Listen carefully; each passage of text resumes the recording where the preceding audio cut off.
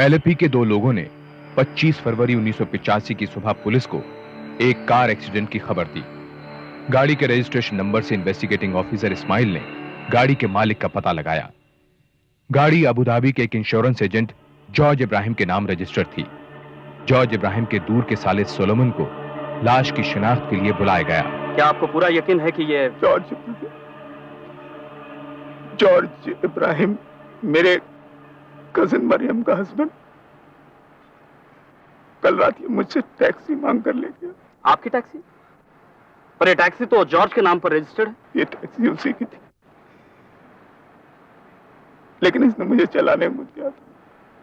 वो सो कायम। चेची को ये खबर कैसे बताऊंगा? आपको किसी पर कोई शक?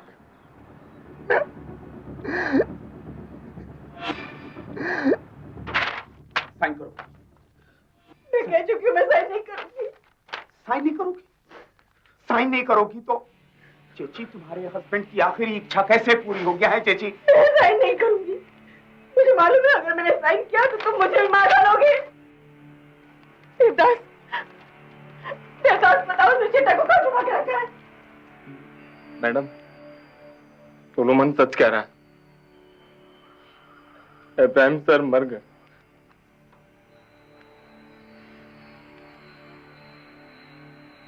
हो गया विश्वास? बस अब तो तुम्हारे हस्बैंड के ट्रस्टेड असिस्टेंट ने भी कह दिया। बस सिंगाचल, जो दिख रहा है वो है नहीं, और जो है वो दिख ही नहीं रहा है सर। ये एक्सीडेंट नहीं है, मर्डर है। लेकिन क्यों? कारण? सर, पोस्टमार्टम की रिपोर्ट हमारे शक को काफी कंफर्म करती है। जहां एक्सीडेंट हुआ, मेरा मतलब है मर्डर हुआ, रोड से मर्डर साइट तक गाड़ी के टायर मार्क बिल्कुल सीधे थे।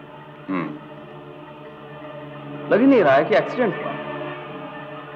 पर सर, एक बात मुझे समझ में नहीं आ रहा है कि गाड़ी को आग कैसे लगी। और ये फॉरेंसिक रिपोर्ट ये कह रही है कि रबर के जो जले हुए टुकड़े वहां मिले हैं वो सर्जिकल ग्लव्स के हैं।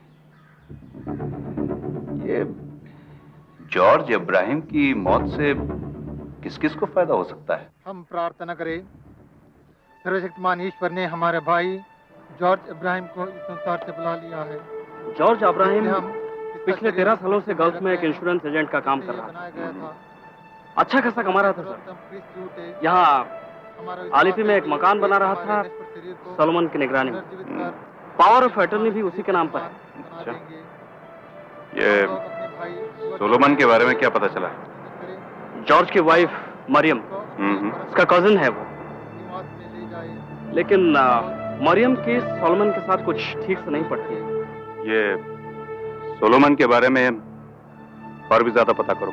Yes sir. और मरियम? हाल ही में जॉर्ज ने 10 लाख रुपए की लाइफ इंश्योरेंस की, जिस पॉलिसी के नॉमिनी मरियम है।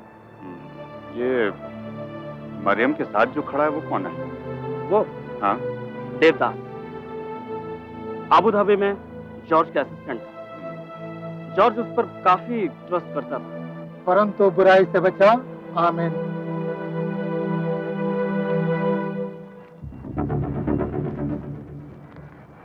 इंस्पेक्टर साहब, कुछ गड़बड़ है क्या? आपको कैसे पता? आज के दिन आप यहाँ, मैंने सोचा कुछ आपकी मदद चाहिए जॉर्ज इब्राहिम के कातिल को पकड़ने के लिए। कातिल? सॉरी,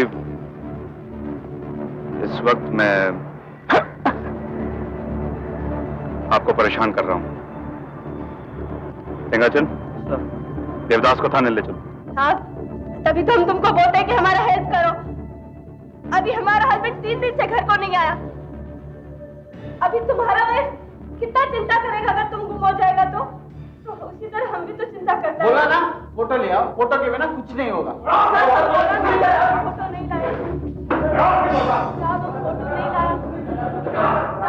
चाहते क्या हैं आप लोग? वो आपने देवदास को क्यों पकड़ रखा है? नहीं, कोई प्रॉब्लम नहीं है। मैं सिर्फ आपसे देवदास के बारे में कुछ सवाल पूछना चाहता हूँ, सिंपल। इसके पहले मैं अपने लॉयर से बात करना चाहूंगा।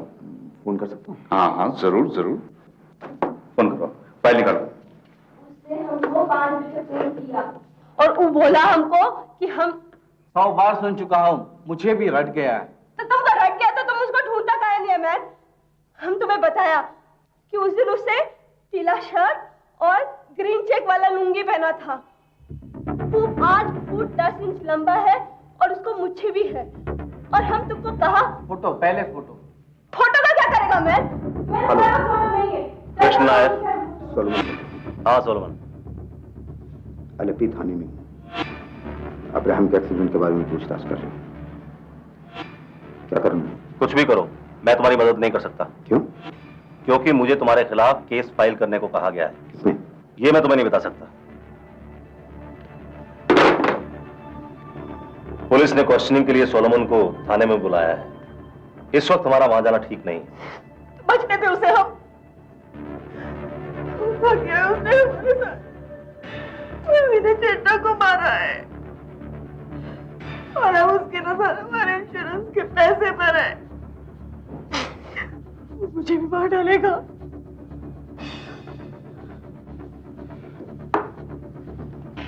पोस्टमार्टम की रिपोर्ट के मुताबिक इब्राहिम की मौत रात को 11 बजे हुई, एक्सीडेंट से ठीक 3 घंटे पहले। आपको पूरा विश्वास है? मेरे ख्याल से पोस्टमार्टम की रिपोर्ट ठीक ही होती है। उस रात 11 बजे देवदास कहाँ था? पता नहीं, शायद घर पर। झूठ बोल रहा है तो मैं उस रात घर पर था। उस रात तो घर पर नहीं था। अरे मैं घर पर था, कहीं और अब्राहम का खून कर रहा था। तू नहीं था तो कौन था? मुझे नहीं मालूम है, मुझे नहीं मालूम, मुझे नहीं मालूम बता। ये देवदास को सर्जिकल ग्लव्स और ईथर कहां से मिला? ये तो सिर्फ अस्पतालों में मिलता है। उसका कोई डॉक्टर, कंपाउंडर या अस्पताल का कर्मचारी दोस्त है?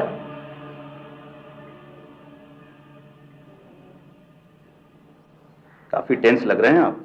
नहीं तो। लीजिए। इब्राहिम की मौत जलने से नहीं, ईथर पीने से हुई। उसे मारा गया, उसके बाद गाड़ी में डाला गया और उसके बाद उसमें आग लगा दी गई। देवदास ने ऐसा क्यों किया? देवदास ने ऐसा किया? गॉड, उसने इब्राहिम को धोखा दिया। हाँ। एक बात और समझ में नहीं आ रही है। अगर देवदास ने इब्राहिम को जलाया तो आपके हाथ क्यों जल गए?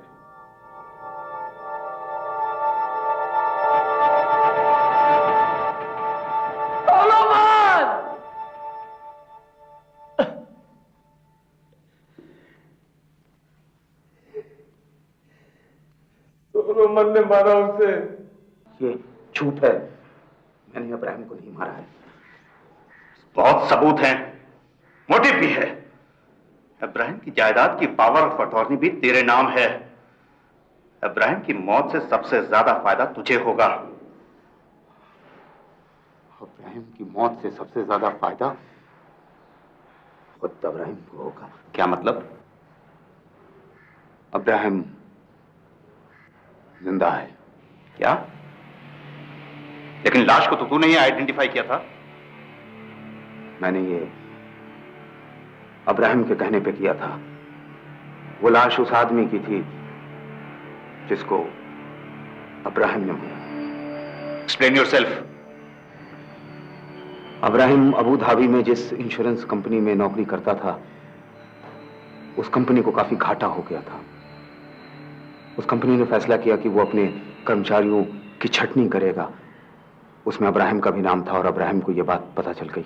मैं पता कर चुका हूं, इस लिस्ट में सबसे ऊपर मेरा नाम है। जरूर इसमें भी कुछ अच्छा होगा। चिट्टा, यहाँ अपने लोग हैं, वहां क्या था? सिर्फ पैसा। अब यहाँ हमारा नया घर बन रहा है।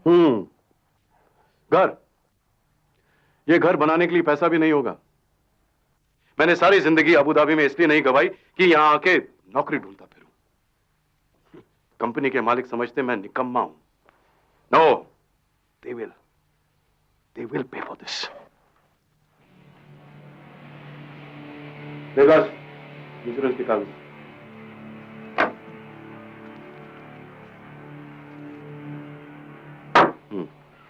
मेरा नाम भी है लिस्ट में। कितनी बार पूछेगा देवदास, कितनी बार पूछेगा? हैं? सर, आपने मुझे नौकरी दिलाई थी, अब आप ही कुछ कीजिए साहब।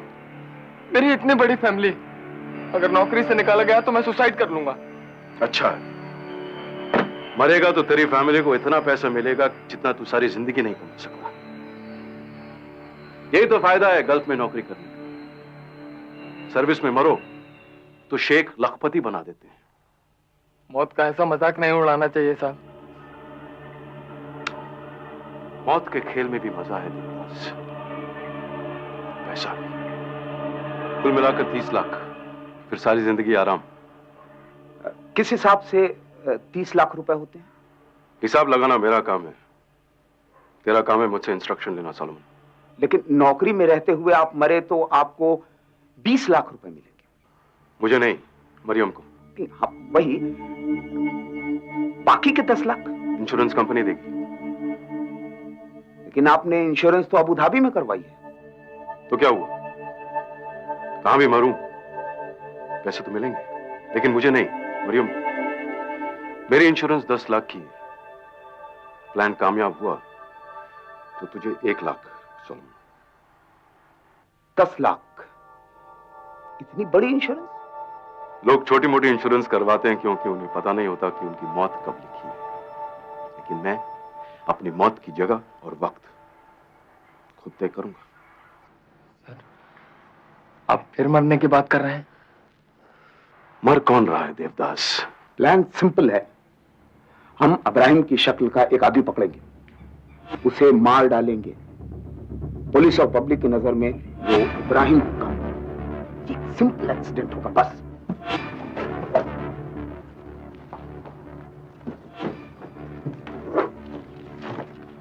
और जब यह साबित हो जाएगा कि वो लाश मेरी है तो इंश्योरेंस क्लेम फाइल कर देना और ये चिट्ठी मिस्टर डिसूजा को अबू धाबी भेज देना। फिर मैं थोड़ी दिन के लिए गायब हो जाऊंगा। तो मेरा क्या होगा चिट्ठा? ये ठीक नहीं है। मैं तुम्हारी एडवाइस नहीं मांग रहा हूं। मैं किसी की जान लेकर, जब जॉर्ज इब्राहिम नहीं रहेगा तो क्या करेंगे हम इतने पैसे का? जॉर्ज इब्राहिम मरेगा लेकिन मैं जिंदा रहूंगा। A new name, a new identity, a new life. बड़ा अजीब आदमी है। एक्सीडेंट के बाद तो वो जॉर्ज इब्राहिम बनकर जी नहीं सकता है। हाँ, मुझे भी ऐसा ठीक नहीं लग रहा। जरा सोचो, अगर किसी आदमी को ये पता चल गया तो इब्राहिम को जेल या फांसी, या उस आदमी का जिंदगी भर के लिए गुलाम। क्या कहते हो? क्या मतलब है तुम्हारा? मैं इब्राहिम सर को कभी धोखा नहीं दे सकता। मैं तो तुम्हें परख रहा था। वैसे तुम्हें इस बेईमानी या ईमानदारी भरे काम के लिए मिल कितना रहा? चिट्ठा, ये क्या कर रहे हो? बड़ी अजीब औरत है, हर बात तो बक करती रहती है, कुतिया। से बात करो। मालूम ही क्यों, उसके बिना भी तो काम चल सकता है। चिट्टा, वो ठीक नहीं है। वो ठीक नहीं है इसलिए मुझे उसकी जरूरत है। उसे खरीदना बहुत आसान है मरियम।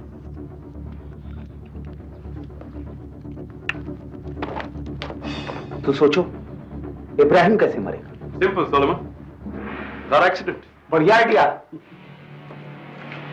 हम टैक्सी का इस्तेमाल करेंगे, और वैसे भी अपनी टैक्सी खर्चा ज्यादा मांग रही है। इंश्योरेंस का क्लेम मिलेगा अलग से। लेकिन लाश तो इब्राहिम सर की नहीं होगी। इसलिए गाड़ी को चला दें, लाश का पता ही नहीं चलेगा। पेट्रोल की जरूरत पड़ेगी, लेकिन एक जिंदा आदमी को गाड़ी में डालकर मारना मुश्किल होगा। उसे बेहोश कर देंगे? नहीं, बेहोश नहीं, मुर्दा। हाँ, ये ठीक है, लेकिन मारेंगे कैसे? पिस्टल? नहीं, ईथर पिला देंगे। Solomon, ether is a silent killer. लेकिन इब्राहिम जैसा आदमी मिलेगा कहां? हीरोइन का पति महेश के जुड़वा के साथ में कुछ प्रॉब्लम। ये लाइन प्रोड्यूसर को बहुत फंटास्टिक लगा। आप दोनों अंडरग्राउंड माफिया का लोग, हीरोइन को पता नहीं लेकिन महेश को सस्पिशन। आप हीरोइन गिल्टी कि मरने से पहले अपने हस्बैंड को बताया नहीं। ए देवदास, कब आया? गल्फ में बहुत मनी बनाया। हाँ? ये देवदास शेख लोग अमीर बना दिया इसको। मैंने बोला फिल्म बनाओ, कहता नो मनी। स्टोरी बोला फ्लॉप स्टोरी। ये शेख लोग पैसे के साथ साथ थोड़ा अकल भी देता तो। एक फोन करने का बोले रोजा नहीं है। Good news. इडियट। प्रोड्यूसर को स्टोरी फंटास्टिक लगा। अपने आप को फिल्म डायरेक्टर समझता है। अगले हफ्ते साइनिंग अमाउंट, फिर ब्लॉकबस्टर, फिर अवार्ड ही अवार्ड। फिर अपन कर्जा लेगा नहीं, कर्जा देगा। क्या कहते हो? अगर ये गायब हो जाए तो? बहुत लोग हैं इधर। मैं आधे घंटे में आता। ओके चलो चलो दे दस। हम दोबारा हाईवे पर निकले। मीलों तक गाड़ी चलती चली गई, कोई भी नहीं दिखा। जो कोई भी दिखा हो उसकी शक्ल इब्राहिम से नहीं मिलती थी। फिर इब्राहिम ने कहा कि छोड़ो जाने दो। तभी अचानक अजीब बात हुई। जल्दी खत्म करो अपनी कहानी। फिर हम लोगों ने अपनी गाड़ी वापस मोड़ी और जब हम लोग टी स्टॉल के पास पहुंचे तो वहां एक आदमी खड़ा हम लोगों से लिफ्ट मांग रहा था। वो आदमी सोजन मैथ्यू था। देवदास इधर तैयार है?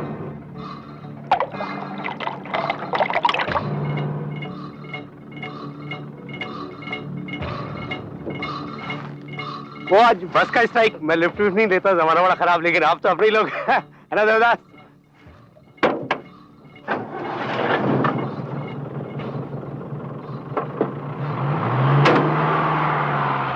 Thanks for the lift. और मेरा स्टोरी सुने ढाबे में पता है। मैं हीरोइन महेश से मैरिज किया। महेश का एक जुड़वा मेले में बिछड़ गया। हाँ, प्रोड्यूसर बोला सोजन फंटास्टिक स्टोरी। ड्रिंक बनाना देवदास। नहीं नो थैंक्स, मैं नहीं पीता। पियो, तुम्हारे फिल्म की खुशी में। फिल्म सिल्वर जुबली हो जाएगा तो सबको पिलाएगा। नो नो ना। देवदास उसे पिलाने की कोशिश करता रहा।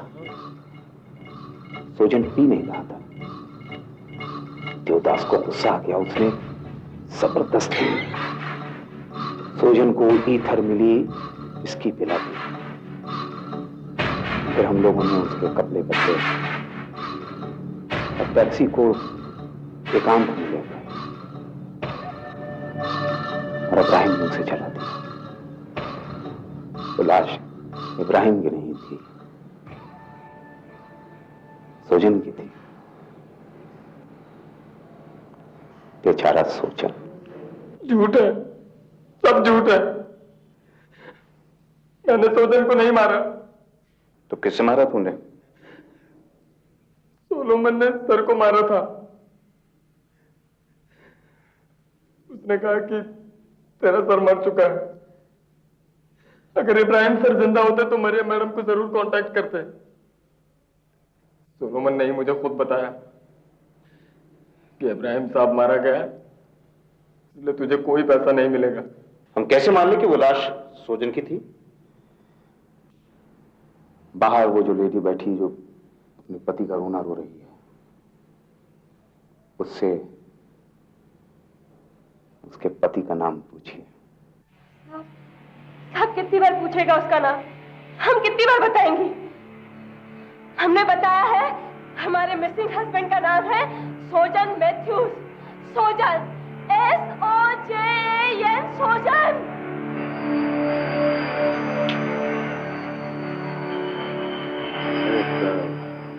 सिंगल कमरा चाहिए। नाम? सोजन मैथ्यूज।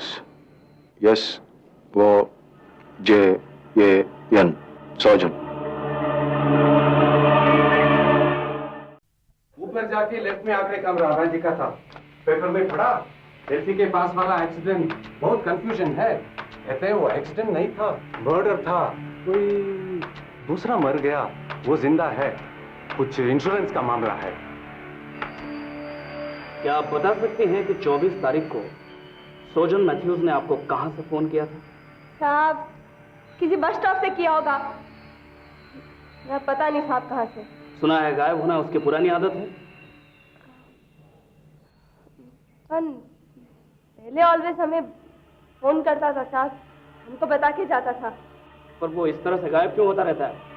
साहब, हमने उसको बहुत समझाया। हमने उसको बोला कि फिल्म का चक्कर छोड़े। उस पर बहुत लोगों का पैसा उधारी था साहब। अब कर्जदार उसको तंग करता था तो वो गायब हो गया साहब।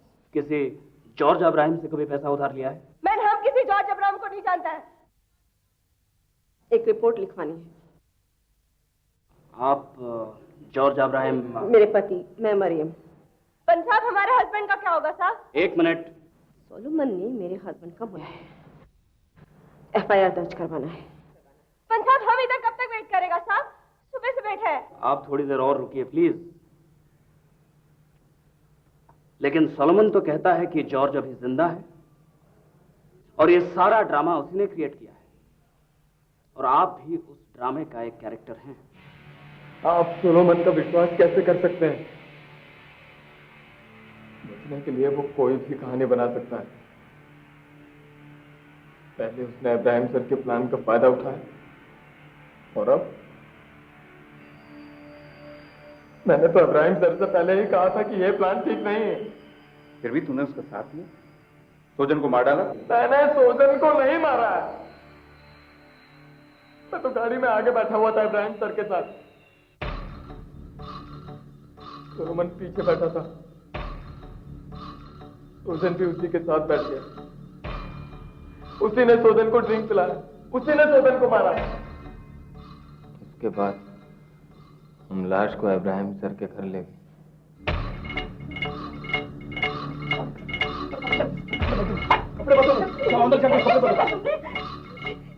कभी माफ नहीं करेगा। चुप करो। ये सब क्या लाला तुमने? ये लेक्चरबाजी का टाइम नहीं है मरियम। दे रही हूँ मैं। किसी तरह बोलती रहेगी तो मरियम कैसे करेंगे? हमारा बेटा आउट हो चुका है। रहेगी आपको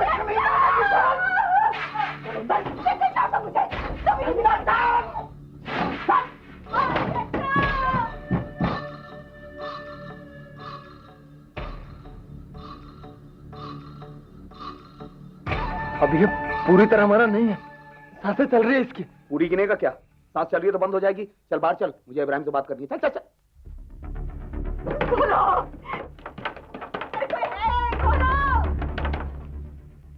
हम लोगों ने बराबर का खतरा उठाया है, इसलिए हिस्सा भी बराबर बराबर होना चाहिए।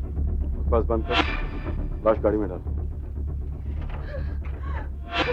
मैं तुम्हारा स्लेव नहीं हूं, क्या बोलते हो?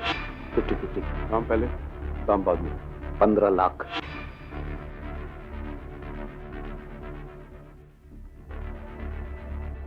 मरियम, अंगूठी, छठा की अंगूठी पहनाओ इसे।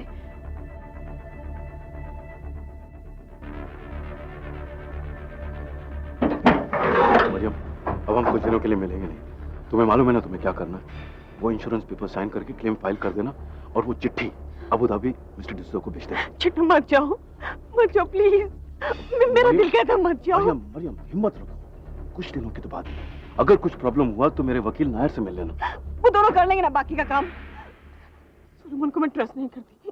ट्रस्ट नहीं करती इसलिए तो मुझे जाना जरूरी है। तो क्या सोचा तुमने? 2 लाख।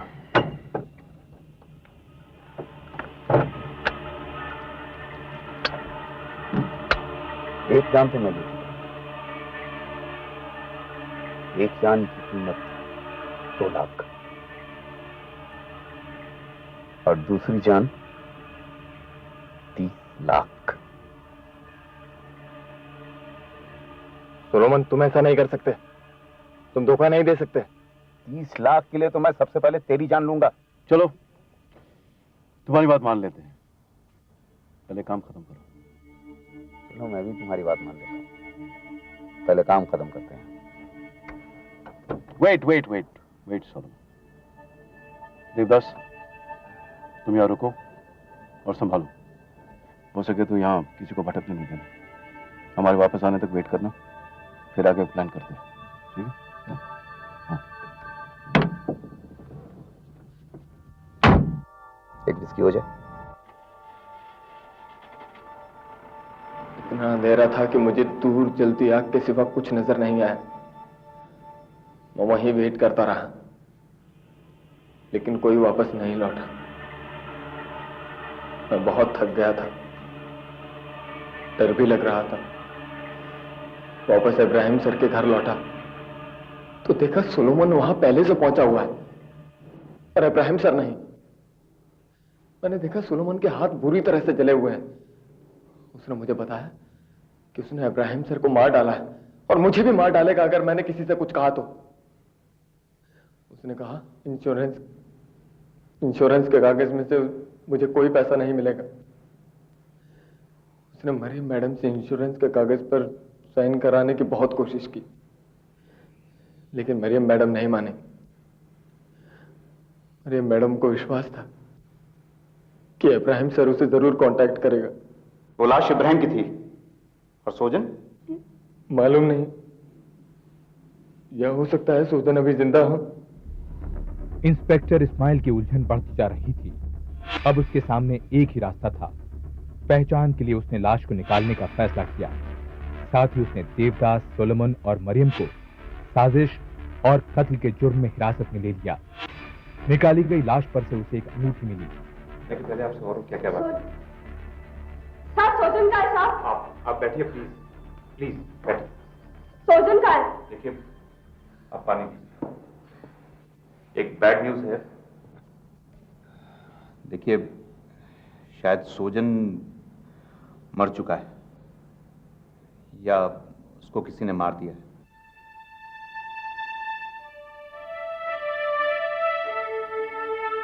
पहले तुम बोला कि तुम उसको ढूंढेगा, अभी जब नहीं मिला तो तुम कहते हैं कि वो मर गया। देखिए, और साहब, हमारे सोजन को कोई क्यों मारेगा? देखिए, लाश किसी की भी हो सकती है, शायद इनके पति की। आप दोनों ही बता सकती हैं। लाश बहुत बुरी तरह जल चुकी है, पहचान में नहीं आ रही है। बस सिर्फ एक अंगूठी मिली है, उसी से पता चल सकता है कि लाश किसकी है। रंगेचन,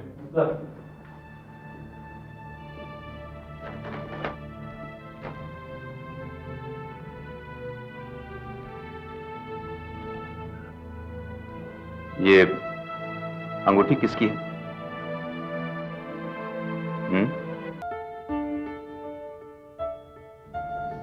सोजन। पर साहब, वो आपको बोला कि वो हाफ एन आवर में आता है।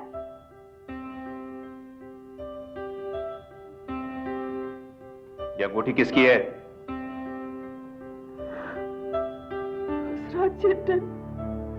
जॉर्ज ने आदमी से अंगूठी बदल ली थी।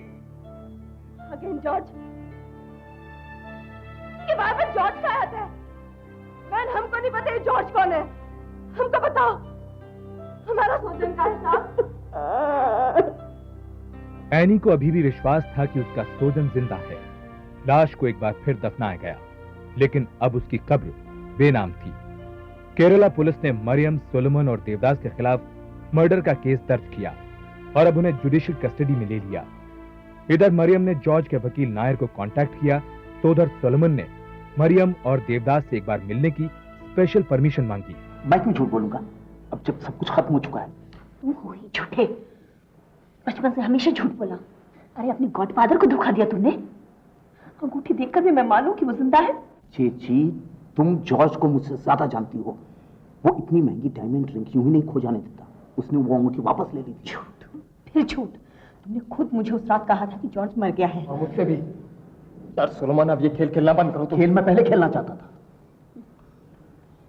मैंने सोचा था कि इंश्योरेंस का पैसा मिलते ही मैं चेची को मार डालूंगा, उसके बाद फिर ये सारी प्रॉपर्टी, सारा पैसा, सब कुछ मेरा होगा। तुम्हें जीसस कभी माफ नहीं करेगा। बस बस बस, आपस में लड़ोगे तो सब मरोगे।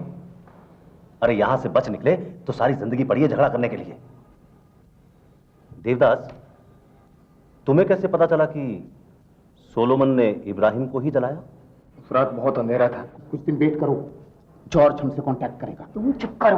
मुझे पूरा विश्वास है। अदालत विश्वास नहीं, सबूत मांगती है, और हमें तो अभी इस सबूत को भी साबित करना है कि लाश किसकी है। सोचन की है। मुझे मालूम है वो चट्टा की लाश है। कहीं ऐसा तो नहीं कि तुम चट्टा के कहने पे ये सब कर रही हो? अगर तुमने मुझे डबल क्रॉस किया तो? Double cross? डबल क्रॉस तो तुमने किया है। तुमने चट्टा को मारा है। एक मिनट, अगर दोनों में से कोई भी मरा ना तो फिर लाश किसकी? एग्जैक्टली। अगर हम अदालत में यह साबित कर दें कि दोनों में से लाश किसी की नहीं है, मतलब ये कि यह साबित करने की कोशिश करें कि शायद दोनों जिंदा हों, तो शायद तुम तीनों बच सको। लेकिन इसके लिए सोलोमन को यह कहना होगा कि लाश सोजन की नहीं है, और मरियम को यह कहना होगा कि लाश इब्राहिम की नहीं है। पत्रकारों ने इस केस में काफी दिलचस्पी दिखाई। इब्राहिम जिंदा है या नहीं, उस वक्त का सबसे बड़ा रहस्य बन गया। इस बीच मामला सेशंस कोर्ट पहुंचा, जहां यह बड़ी आसानी से साबित हो गया कि इब्राहिम ने यह मौत का खेल रचा था। जिस आदमी से 10 लीटर पेट्रोल खरीदा गया और जिस लैब टेक्नीशियन से ईथर लिया गया, दोनों ने देवदास और सोलोमन की पहचान की। लेकिन अभी भी सवाल बाकी था, आखिर कत्ल किसका हुआ? जॉर्ज अब्राहम इस बात को अच्छी तरह जान चुका था कि अगर वो नौकरी में रहते हुए मरेगा तो उसकी कंपनी उसे 20 लाख रुपए का हर्जाना देगी, और उसके ऊपर 10 लाख रुपए का उसका लाइफ इंश्योरेंस। योर ऑनर, इतनी बड़ी रकम के आगे उसे अपनी मौत अपनी जिंदगी से कहीं ज्यादा कीमती नजर आने लगी, और इस रकम को हासिल करने के लिए उसने अपनी ही मौत का एक भयानक खेल खेला। एक बेकसूर को अपनी लालच का शिकार बनाया, उसे बेरहमी से कत्ल किया, और फिर यह साबित करने की कोशिश की कि वो लाश उसकी अपनी यानी जॉर्ज अब्राहम की है। और इस घिनौने खेल में सोलोमन, देवदास और मरियम ने उसकी मदद की। ऑब्जेक्शन योर ऑनर, अभी कुछ भी साबित नहीं हुआ है।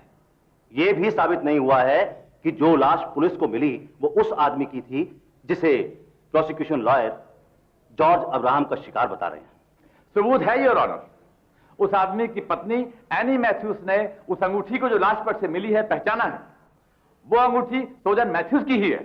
योर ऑनर, एक अंगूठी जो बुरी तरह से जल चुकी थी उसे हम सबूत कैसे मान सकते हैं? और फिर ऐसी अंगूठियां तो आम हैं, खुद प्रोसिक्यूशन लॉयर ऐसी ही एक अंगूठी पहनते हैं। क्या आप अपनी अंगूठी जज साहब को दिखाएंगे? योर ऑनर, हमारे पास लैब रिपोर्ट भी मौजूद है। लाश को खोद कर निकाला गया है और उसको सोजन मैथ्यूज की तस्वीर के साथ सुपर इंपोज किया गया है, और रिपोर्ट के मुताबिक दोनों एक दूसरे से मैच करती हैं। योर ऑनर, उसी रिपोर्ट में यह भी लिखा है कि लाश का जबड़ा और स्कल कैप बुरी तरह से जल चुके हैं, इसीलिए पूरी तरह से सुपर इंपोजिशन मुमकिन नहीं था। योर ऑनर, पोस्टमार्टम की रिपोर्ट साफ कहती है कि मौत ईथर से हुई है। सोजन को ईथर पिलाया गया था। लेकिन इससे यह कहां साबित हुआ कि लाश सोजन की थी? ईथर तो किसी को भी पिलाया जा सकता है योर ऑनर। प्रोसिक्यूशन लॉयर अभी तक कुछ भी साबित नहीं कर पाए हैं। ना तो यह साबित कर पाए हैं कि वो लाश सोजन की थी, और ना यह साबित कर पा रहे हैं कि वो लाश अब्राहम की नहीं थी। क्योंकि यह जानना मुश्किल हो रहा है कि मरने वाला कौन था। यह अदालत पुलिस को आदेश देती है कि वो अपनी तहकीकात जारी रखे, ताकि अदालत ये जल्द से जल्द जान सके कि सोजन और अब्राहिम में से कौन जिंदा है और कौन नहीं।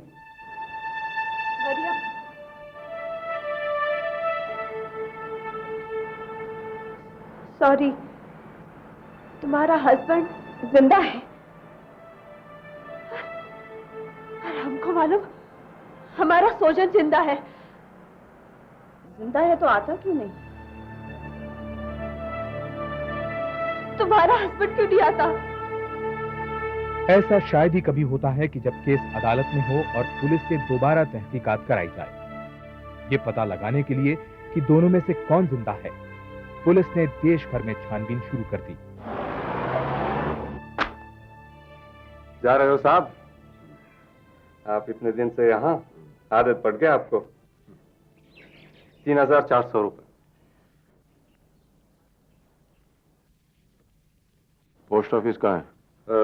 बाहर जाके लेफ्ट, थोड़ी दूर।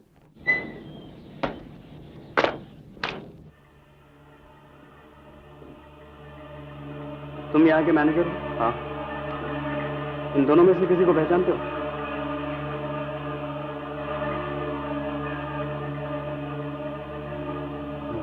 हाँ। तुम्हारे टूरिस्ट लॉज में जो आदमी ठहरा था, क्या नाम बताया था उसने अपना? सोजन मैथ्यूज। देखो इन दोनों में से है कोई वो? कौन? ये वाला। योर ऑनर, अब इस बात में शक की कोई गुंजाइश नहीं है कि जॉर्ज अब्राहम जिंदा है और सोजन मैथ्यूज मर चुका है, और उसे अब्राहम, सॉलोमन और देवदास ने बहुत बेदर्दी से कत्ल किया और इस संगीन जुर्म में मरियम ने उसका साथ दिया। योर ऑनर, इससे सिर्फ यह साबित होता है कि अब्राहम जिंदा है।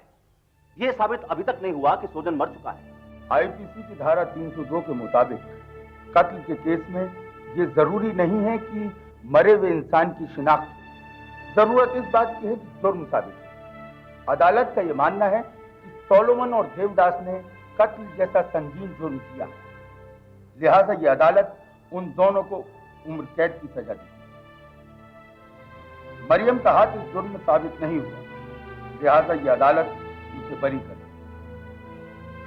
जब भी जॉर्ज इब्राहिम पकड़ा जाएगा, उसके खिलाफ नए सिरे से कार्रवाई शुरू की जाएगी।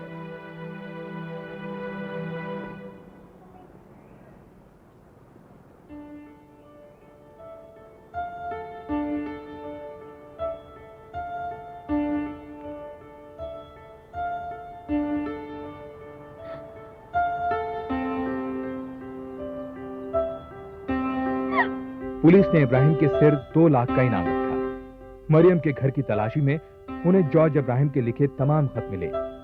इन खतों से पता चला कि पिछले 1 साल से जॉर्ज इब्राहिम एलएपी में ही था, जबकि पुलिस उसे देश भर में तलाश कर रही थी।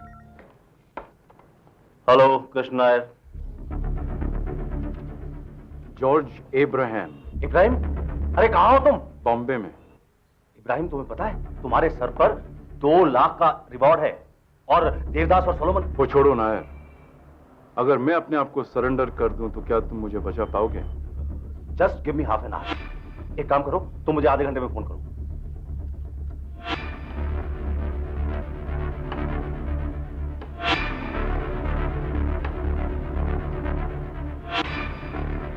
स्माइल। हाँ, मैं कृष्ण नायर।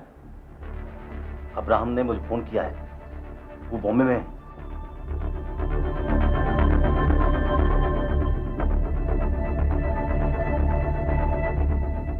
इब्राहिम जैसे दिखने वाले और इब्राहिम नाम के काफी लोगों को पकड़ा गया, लेकिन जॉर्ज इब्राहिम को कभी नहीं।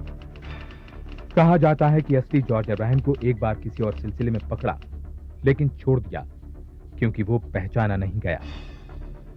आज भारत के हर नागरिक को जॉर्ज इब्राहिम को गिरफ्तार करने का हक है। सोलोमन और देवदास आज भी जेल में सजा काट रहे हैं और 1999 के अंत में उनकी सजा खत्म होगी। मरियम इसके बाद वापस अबू धाबी चली गई।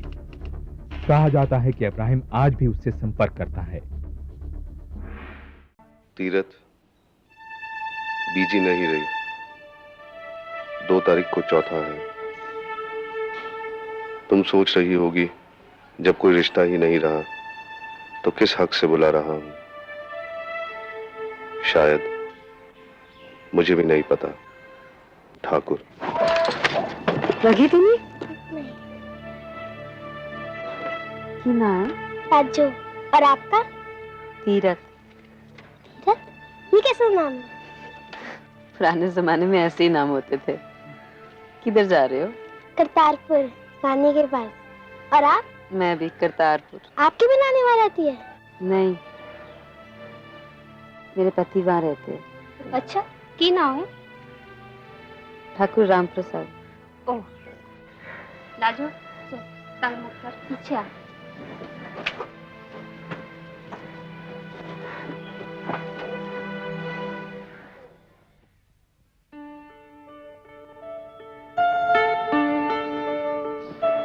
रानी, बाबूजी लस्सी वास्ते बर्फ ले आए हैं? दीदी, एक दिन तो काम की फिक्र छोड़ के अपनी फिक्र कर लिया कर। दीदी, आप खुश तो हो ना? क्यों? क्योंकि ना तो आपकी नाराजगी का पता चलता है और ना ही खुशी का। और फिर बाबूजी ने भी हाँ करने से पहले आपसे ठीक से पूछा नहीं। मेरे को तो बस यही फिक्र लगी है कि मेरे ब्याह के बाद तुम लोगों का ख्याल किसने रखना है। दीदी, कभी अपनी भी फिक्र कर लिया कर। और मेरी क्या फिक्र है? इतने अच्छे लोग हैं, ना कुछ पूछा ना कुछ मांगा। माँ बेटे 2 जने हैं। इतने सालों बाद माँ का प्यार मिलना है मुझे। ओहो, ब्याह हुआ नहीं कि पहले ही गुनगाने लगी। रानी, लोग तो बेटियों से नौकरियां नहीं करवाते, मैं तो फिर बहू हूँ। उन्हें नौकरी करने से कोई एतराज नहीं। इस बात से भी एतराज नहीं कि सारी तनख्वाह मैंने घर भेजनी है। सच बताऊं रानी, तो मैंने तो ब्याह का सोचा भी नहीं था। इतना अच्छा आदमी मिलेगा मैंने कभी सोचा ही नहीं था। रानी, इसको अंदर रख दे। तीरथ पुत्र, एक सौदा पत्ता दे। जी, पैसे तो मैंने हिसाब से दिए थे, फिर 100 रुपए। समझा कर पुत्र, समझा कर। भाई कुड़ी दी सगाई दा मामला है, 2 साल गला तार करना बस। जी, आज के दिन तो रहने दो, ससुराल वालों को पता लगेगा तो क्या बोलेंगे। और कमाई का मतलब ये नहीं कि प्यो नु जो मर्जी आ कह दो। जी, कमाई तो आप भी कर सकते हो। मैं नहीं करनी तेरे स्कूल के लाइब्रेरी में किसी चपरासी की नौकरी। वो कोई मेरे लायक पोस्ट है? छड़ परा। जी, रानी की तो कुछ फिक्र करो, सारा पैसा आप शराब में उड़ा देते हो। तेरी कमाई जी घर दा खर्चा चला लेना है। जैसे ग्रंथ साहब के पास पढ़े।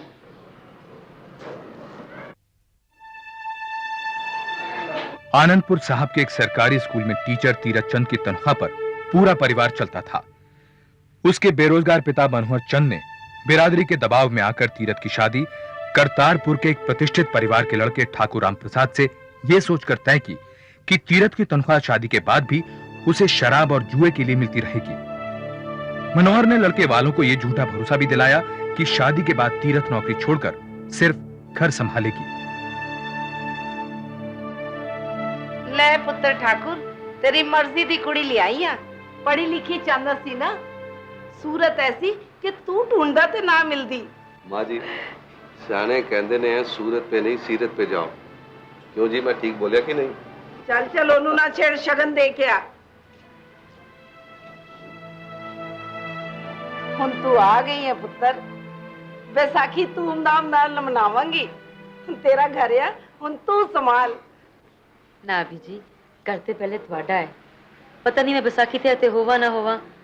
स्कूलों बस 2 महीने की छुट्टियां मिलियां ना। 2 महीने स्कूल दी छुट्टी? अच्छा पुत्र,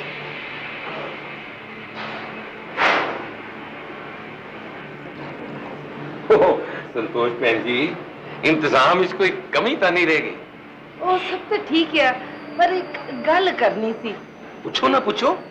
और तुसी कह रहे सी कि ब्याह दे बाद नू नौकरी छड़ देगी, पर वो कोई 2 महीने दी छुट्टी दी गल कर रही थी। ओहो, 2 महीने दी होए या 5 महीने दी छुट्टी होए, की फर्क पैंदा है जदों उन्हें नौकरी तो छड़ ही देनी है। संतोष बहन जी, तुसी बिल्कुल फिक्र ना करो।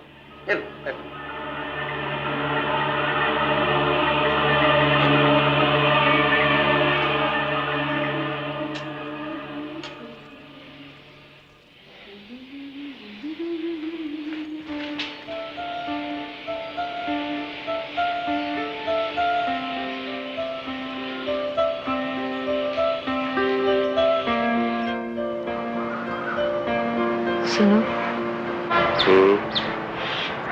सुनो ना। हाँ बोलो।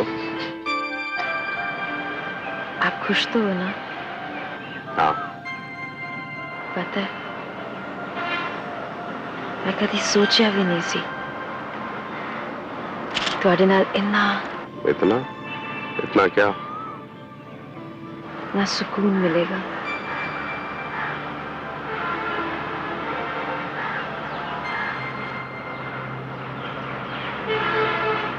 रानी पैदा हुई ते मां गुजर गई। मैं 9-10 साल दी सी। भाऊजी ने तो कुछ करना नहीं। मैं घर घर जाना, बर्तन मांजने, झाड़ू पोछा करना, घर संभालना, खुद पढ़ना, रानी नू संभालना।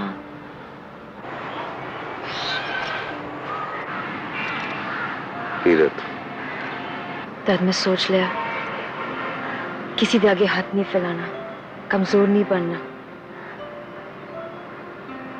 फिर जब मेरे स्कूल टीचर की नौकरी लगी तो मैंने लग गया इस तो वर्ड की कोई बड़ी खुशी नहीं हो सकती, पर सबसे बड़ी खुशी तो आप हो।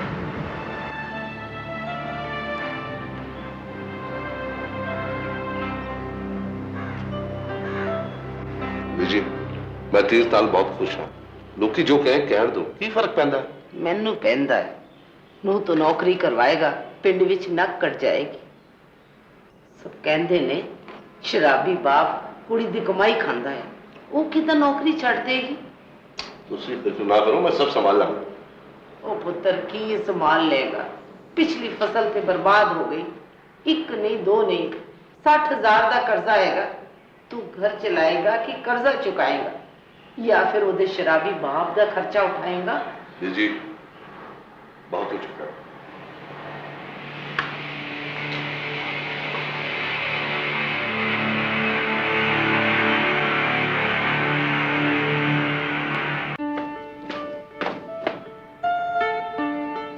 मैं क्या मास्टर रानी जी अंदर आ जाओ।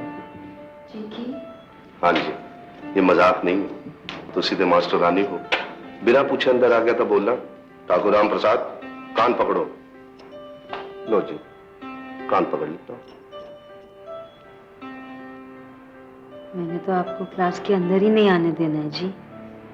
तो फिर क्लास से बाहर निकाल देना, मगर दिल से मत निकालना जी।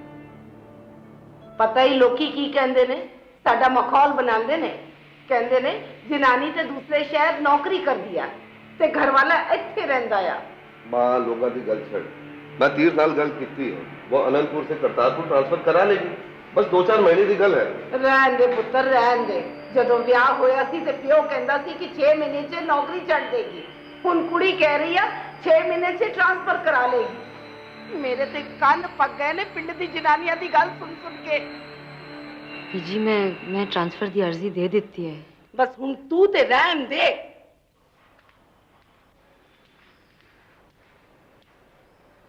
बीजी थोड़ा परेशान है तो दिल ते ना ले, समझी? चल छेती कर, नहीं तो तेरी बस छूट जानी है। आप जी ने तो नहीं लगता ना कि मैं गलत कर रही हूँ? गलत तो तू कर ही रही है मेरे नाल। बनू अकेला छड़ के जा रही है। तीरथ वापस अपने शहर आनंदपुर साहब आ गई। जब तक करतारपुर ट्रांसफर हो तब तक के लिए उसने लंबी छुट्टी की एप्लीकेशन भेजी, लेकिन स्टाफ की कमी की वजह से उसकी एप्लीकेशन मंजूर होने में देरी हो रही थी। इस दौरान ठाकुर और उसके बीच बातचीत का सहारा बस पति थे। प्रिय तीरथ, ये मेरी जिंदगी का सबसे शानदार साल है। इसी साल तू मिली, हमारी शादी हुई। पता है पूरे पिंड में सबसे शानदार फसल हमारी निकली है। आज कोई कमी है तो बस तेरी। तू कब आ रही है? तेरा ठाकुर। आप बहुत याद आते हैं। मैं आपको इतना कुछ बताना चाहती हूँ। पता है स्कूल के एग्जाम पेपर बनाने के लिए मुझे चुना गया है। मैं इतनी खुश हूँ। बस एक कमी है, आप। जीजा जी कल आ रहे, वो कल आ रहे।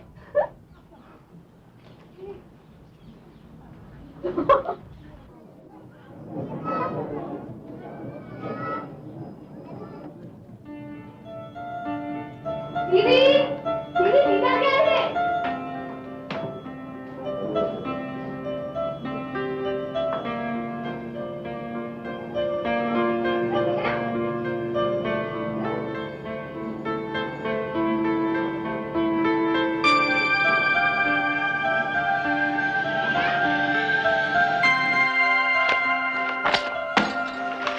बस रजनी, बाकी कल। आज खत्म कर लेंगे। तो मैं कल रिवीजन कर लेंगी। रजनी में इंतजार चक्कर रोज देर हो रही है, मैं आज जल्दी कर जाना बेटा। मैं फेल हो गई थे, बाबूजी मेरी पढ़ाई छुड़ा के ब्याह करा देना मेरा। हाँ रजनी में मुरली वाले बाबा के दर्शन ले जाना है। ये जानते हुए भी कि ठाकुर बस 2 दिन के लिए आनंदपुर साहब आया था, तीरथ उस दिन घर जल्दी न पहुंच सकी। ठाकुर इस बात से खफा हो गया कि स्कूल से छुट्टी तो दूर, तीरथ ट्यूशन से भी 2 घंटे पहले नहीं आ सकी। हटो मैं कर लूं। तेरे पास टाइम कितने? वो रजनी का एग्जाम है ना परसों, ओदे बाबूजी आए। तुसी दसो मैं की करती। तुझे कुछ करने की जरूरत नहीं है। जो भी कुछ करना है मैंने ही करना है। काम से छुट्टी मैं लेकर आया, तुझसे तो 2 घंटे की छुट्टी भी नहीं ली गई है। ऐसा नहीं है। खैर छोड़, कल मुरली बाबा के मठ में जाने का टाइम है तेरे पास कि नहीं? वो कल सवेरे ना स्कूल में एग्जाम है, इस वजह।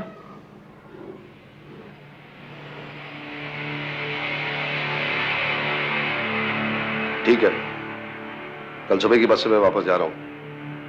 अगर तू मिलना चाहे तो तू छुट्टी लेना, तू ही आना, और मैं दोबारा इस जगह नहीं आना। आप तो कल शाम को जा रहे थे।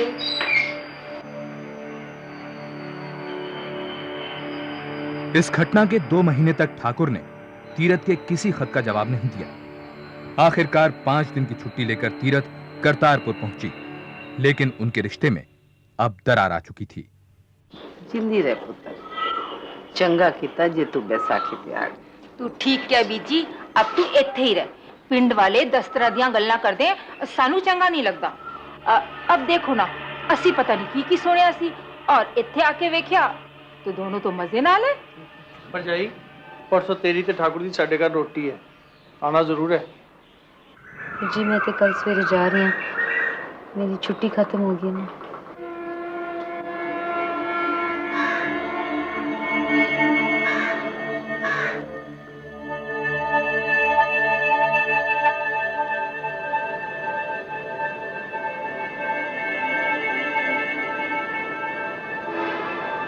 की गल है, तुसी इन्हें चुप क्यों? कुछ तो बोलो।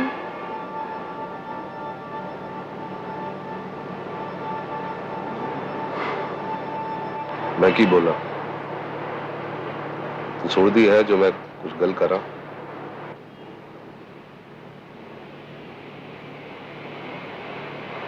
देख तीरथ,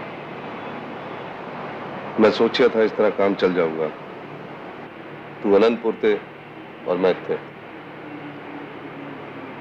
मगर पिंड वाले कहते ने कि ठाकुर मर्द नहीं है, वरना उसकी जनानी इन्नी दूर क्यों रही। हुण बहुत हो चुका है, अब ये नौकरी तू छड़ दे। घर दा किराया, रानी दी पढ़ाई, बाबूजी, मेरी तनख्वाह बगैर गुजारा नहीं चलना है। बस और थोड़े दिन निकाल है, फिर मेरा ट्रांसफर हो जाना है। ट्रांसफर ते तद होगा जब तू कोशिश करेगी। तो कोशिश तो मैं कर रही हूं ना जी।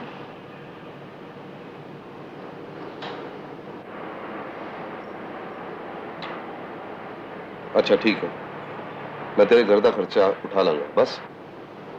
किवें? तुसी आपने इतना भारी कर्जा उठाया होया, और फिर मैनू लगना है तुसी मजबूर हो गए मदद करने वास्ते। अच्छा, जब तेनू ऐसा लगता है तो तू मेरे नाल काम कर, खेती का हिसाब किताब संभाल। तुहाडे नाल काम करके भी 2 घरां दा खर्चा नहीं चलना।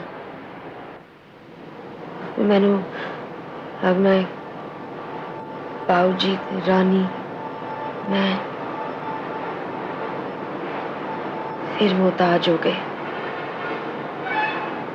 हाँ जी, मैं अपने घर वालों का ख्याल रख सकती हूँ।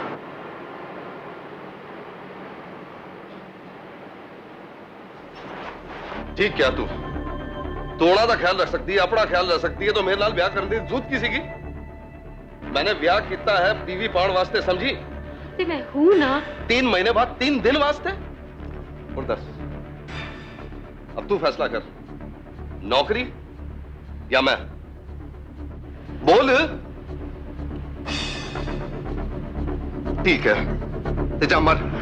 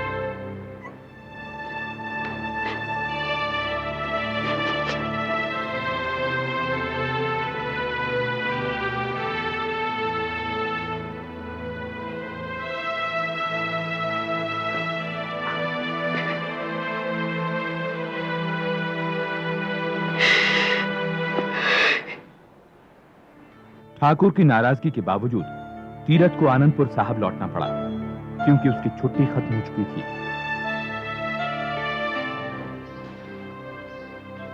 बाबूजी आज स्कूल से आने में देरी हो जाएगी, रोटी बना दी मैंने। पुत्र, ठाकुर की कोई खबर? इस तरह का काम नहीं चलना पुत्र जी, कुछ कर। भाई मेरी बात सुन रही है? ठीक है, मैंने नौकरी छोड़ के चले जाना है, आप अपना और रानी का इंतजाम कर लो। ये फालतू बकवास मत कर। की करा? भाई जब तेरी नहीं निभ रही तो तलाक छलाक ले ले। तलाक? जब तूने उत्थे जाना ही नहीं। जाना तो मैं चाह दिया बाबूजी, लेकिन जब उन्होंने घर से निकाला है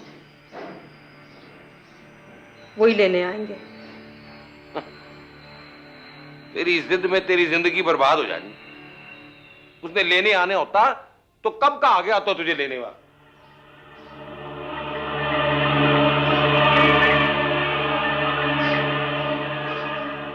प्रिय ठाकुर, सुनो, मुझे यहाँ वाइस प्रिंसिपल की पोस्ट मिल रही है, लेकिन मैंने ना लेने की सोची है, इस वास्ते कि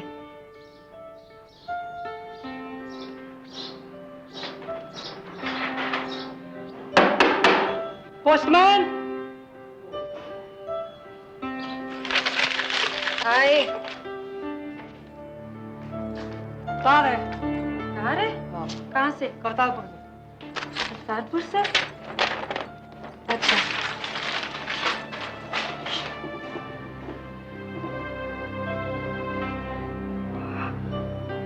हाय रब्बा,